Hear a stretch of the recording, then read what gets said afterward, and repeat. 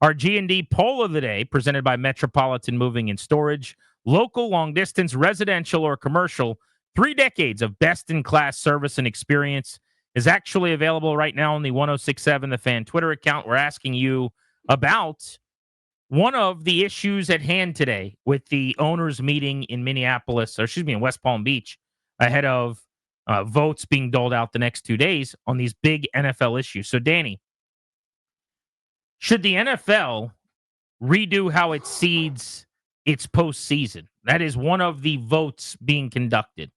Playoff reseeding proposal was put forth by the Detroit Lions. It seeks to seed teams based on record at the start of the playoffs. That's not currently how the league operates. In current playoff seeding system has been set up for years so that division winners receive the top 4 seeds. There's 4 divisions. If you win a division, no matter what your record is, you're seeded 1 through 4 among the other division winners, and you automatically, in addition to being a top 4 team in your conference, get to host an opening round playoff game, or you get a bye. The wild card teams, which are seeds 5 through 7, even if they have a better record, have to travel to your building. Leads to scenarios where a 9-8 team that wins a division, or in Washington's case with Ron Rivera back in 2020, a 7-9 team, now it could be a 7-10 division winning team, would host an 11-6 wild card team, and it happens semi-routinely. As a result, the 11-6 team, despite winning more games in the regular season, goes on the road, plays in your building, has a worse chance of moving forward. So it does what a lot of people like you like, which is prioritize the regular season. It also is something coaches love because they can really harp on the importance of division games and winning your division and that being a major goal so you can host a playoff game. But the Lions and a lot of other teams have long said this doesn't make any sense. If you have 12 wins and another team has 8 wins, you shouldn't be traveling to their stadium. We should rank 1 through 7 based solely on record. The gift of winning your division is making the playoffs. You still get an automatic bid. If your record at 7-10 is 9th best in the conference, you're not going to miss the playoffs. You still get in. You're just going to be the 7 seed.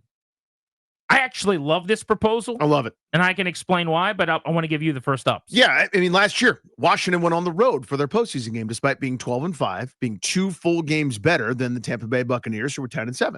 You mentioned the time where Washington benefited from this, being by far and away the worst team. Ironically, it was Tampa Bay that came to their building. It was the Heineke game. We all know the story.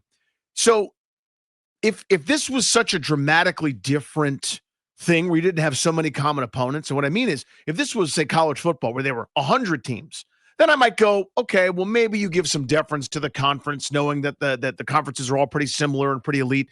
The fact is, there's so much crossover. There's so much commonality. We've got a pretty good data set, right, for these different divisions that are playing each other. The competition's all relatively close together. You're playing pretty good football teams each and every week. There's very few little sisters of the poor, directional A&Is and small fries.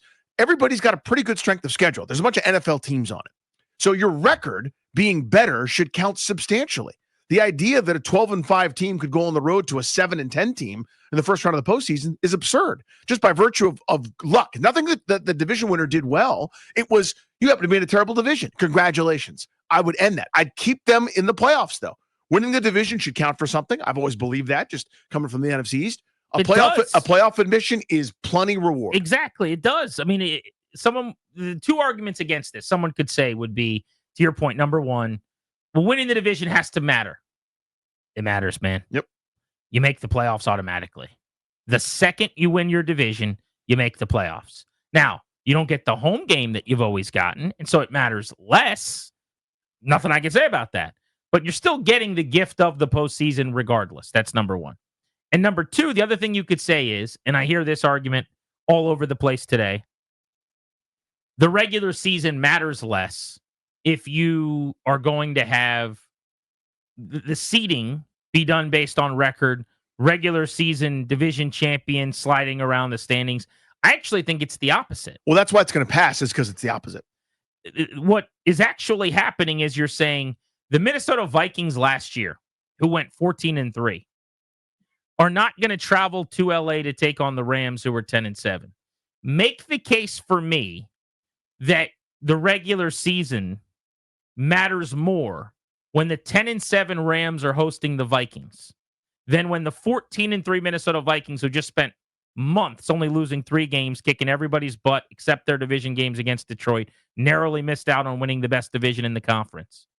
Now have to travel. I think it's a flawed argument.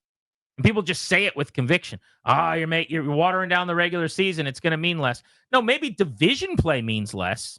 And if that's your argument, I understand that. People are infatuated with division structure. By the way, we've tweaked the divisions before. We've gone from 5 in divisions to 4. We used to be that the Arizona Cardinals were in the NFC East. No one thinks about that anymore. Now they're the NFC West. Like, people will get used to any kind of a shift in overall significance of the division. Again, maybe it means a little less. It's still important. You still get into the playoffs. But this idea to me is the regular season should matter. I agree with you.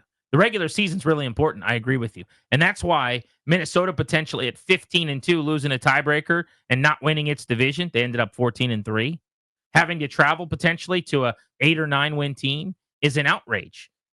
That is taking away from the import of the regular season. Yeah. Why am I rewarding an okay Houston team because the rest of their division was terrible, and punishing a Chargers team who's got to deal with the buzzsaw that is Kansas City? They won 11-6, talking about the Chargers. The reason this is going to pass is because now with 7 playoff teams in each conference, they need those end of season, regular season games to matter more. They stopped mattering as much. They didn't realize what was going to happen, but there's more locked up. There's more tiebreakers are done as of week 16. So, it could have happened. Now it didn't this way, but if Detroit, who was say 13-2 at the time, had already beaten Minnesota twice, and Minnesota was a game and a half behind them, there's no catching them. So Detroit's on cruise control for a couple of weeks. We want our end of the season to be still everything up for grabs, everything on the line. That's why this is going to pass this time.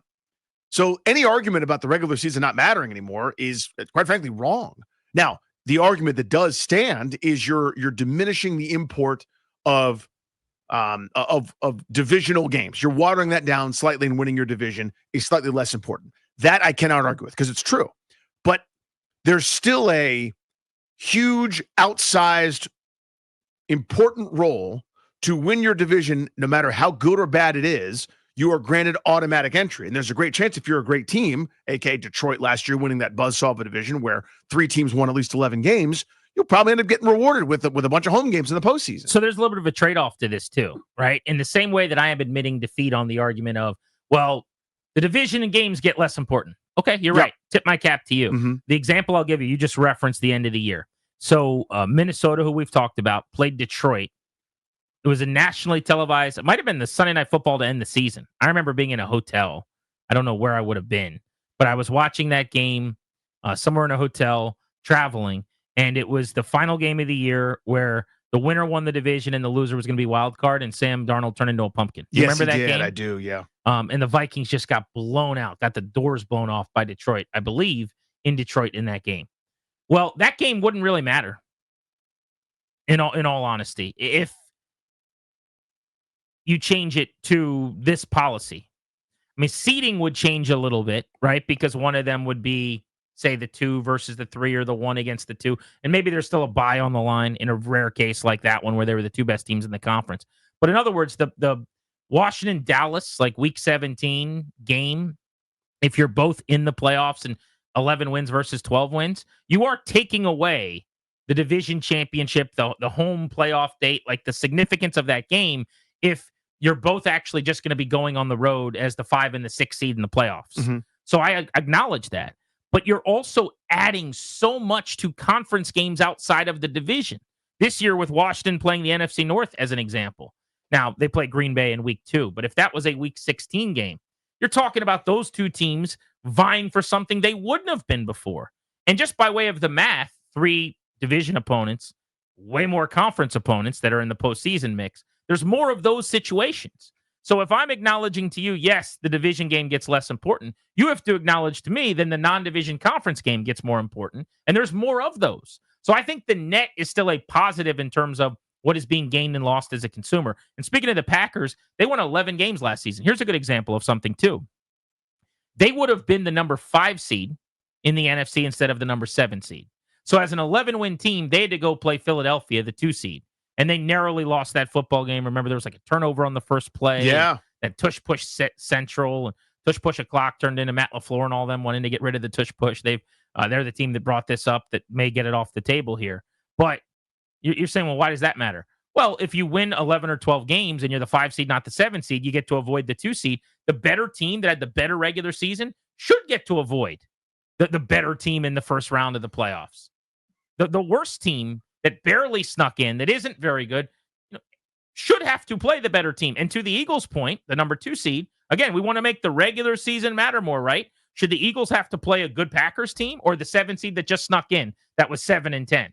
So it might have won a division, but sucks. Yeah, and to your point, the Eagles were all but locked into that 2 seed for the last month of the season. I mean, there was possible variance, if Minnesota had just fallen apart or something else, but they were going to be the 2 seed pretty much no matter what. I want to avoid that. I want that last game to matter, because if they win, and again, just replaying last year, if they win and Minnesota had won, then what's the tiebreaker? Or Philadelphia was on cruise control down the stretch. As soon as they beat Washington, or I can't remember actually which one it was. But anyway, down the stretch, they had the division all but wrapped up. There's nothing else really for them to play for or do. And the NFL's basically going, with our new format, we want to avoid those things. We want to avoid they're pretty much, Tampa's locked into to whatever it is, the 4, and the Rams are locked into the 3. We don't want people locked in. We want every game down the stretch to matter more. What's the better postseason system? The current structure where you win a division, you get a home game. You're seeded 1 through 4 as division winners, and then there are 3 wild cards that have to be sorted out by record 5 through 7, or the way that the NFL is voting on possibly changing to, which would be the 7 best teams make the playoffs, and you're seeded 1 through 7 based on record and tiebreakers, nothing to do with whether or not you won a division.